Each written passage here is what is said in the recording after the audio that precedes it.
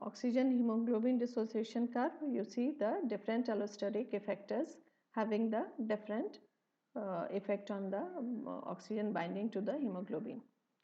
Now the oxygen, it stabilizes the R form, and it shows the cooperative binding, and so the hemoglobin delivers more oxygen to tissues in response to the relatively small changes in the PO2.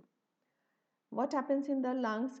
Oxygen concentration is high, so hemoglobin becomes fully saturated with the oxygen.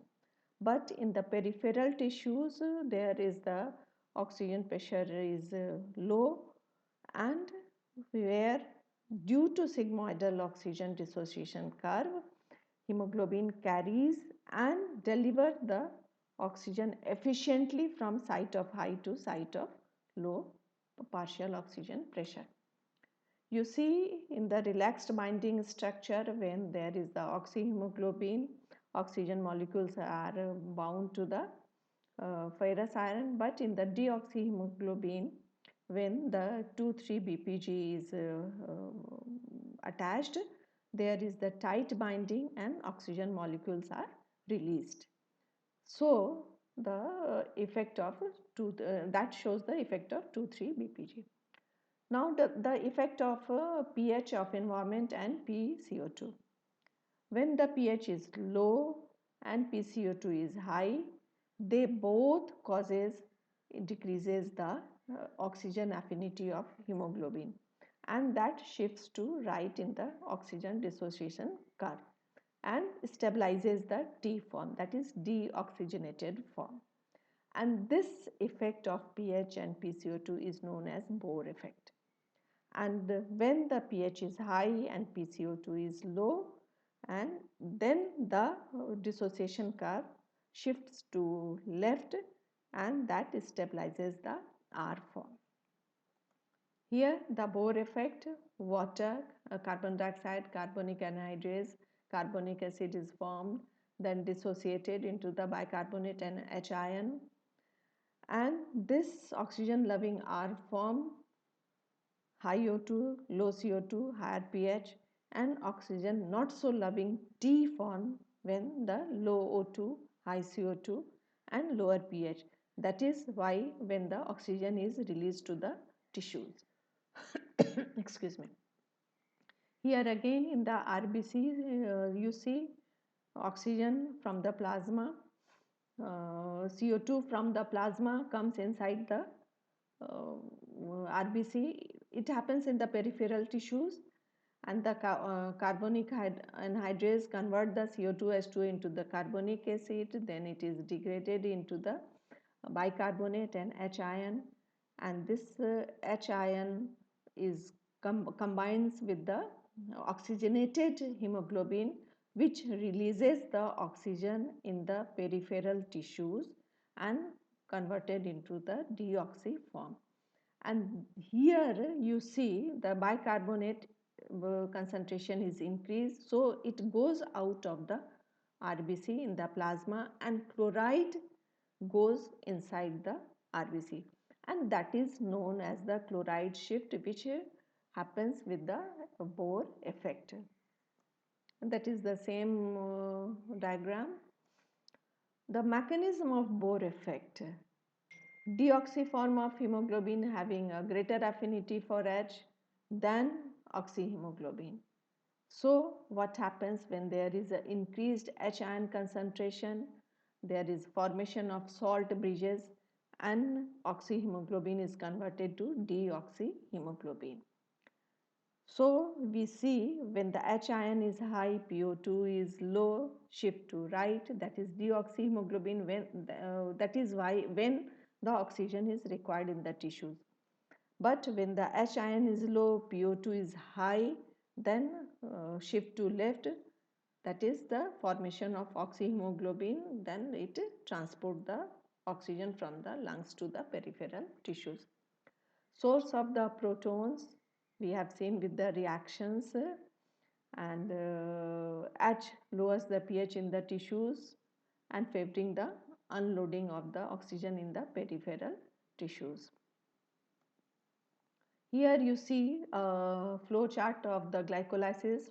Glucose is converted to pyruvate, but there is a big cross between 1,3-bisphosphoglycerate to 3-bisphosphoglycerate. There is a shunt pathway, and which forms the synthesizes the 2,3-bisphosphoglycerate with the help of mutase enzyme, and this shunt pathway is known as bisphosphoglycerate shunt or Rappaport-Lubrin cycle.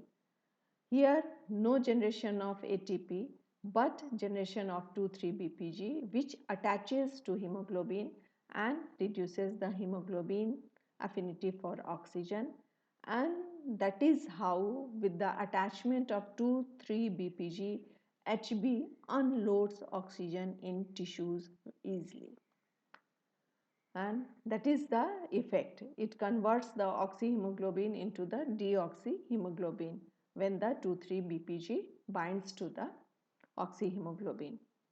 And the binding site for 2,3-BPG is the pocket between two beta globin chains, and one molecule of 2,3-BPG binds with the positively charged amino acid residues, because 2,3-BPG is having negatively charged phosphate groups.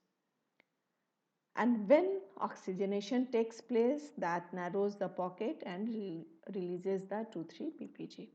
You see here the 2,3-BPG is bound to the hemoglobin molecule. And we know the effect of the 2,3-BPG, that it decreases the affinity for oxygen of the hemoglobin, convert the oxyhemoglobin to deoxyhemoglobin. Oh, sorry, repetition. Now oxygen dissociation curve shifts to, by the shifting of by the 2,3-BPG, it shifted to the right, that is it decreases the oxygen affinity of hemoglobin and enables the hemoglobin to release oxygen very efficiently where in the tissues where the partial pressure of oxygen is low.